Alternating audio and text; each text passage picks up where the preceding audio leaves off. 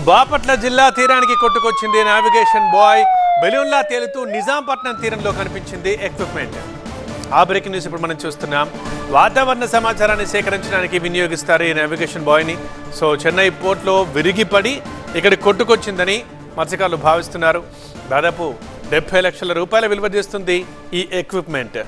ఇక చెన్నై అధికారులు విజ్ఞప్తి చేయడంతో లారీలో దీన్ని చెన్నైకి తరలిస్తున్నారు.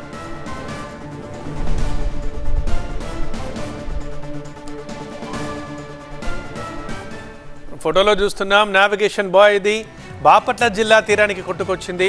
ఒక బెలూన్ లాగా తేలుతూ నిజాంపట్నం తీరంలో కనిపించింది ఈ ఎక్విప్మెంట్ అంతా.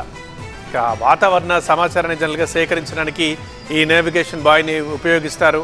ఇక దాన్ని చూసి చెన్నై పోర్ట్లో విరిగిపడి కొట్టుకొచ్చిందని మత్స్యకారులు భావించారు. అంటేనే అధికారులకు సమాచారం ఇస్తే చెన్నై అధికారుల విజ్ఞప్తితో లారీలో చెన్నైకి దీన్ని తరలిస్తున్నారు. దాదాపు 70 లక్షల రూపాయల విలువ చేస్తుంది ఈ ఎక్విప్మెంట్. ప్రస్తుతం చెన్నైకి దీన్ని తరలిస్తున్నారు.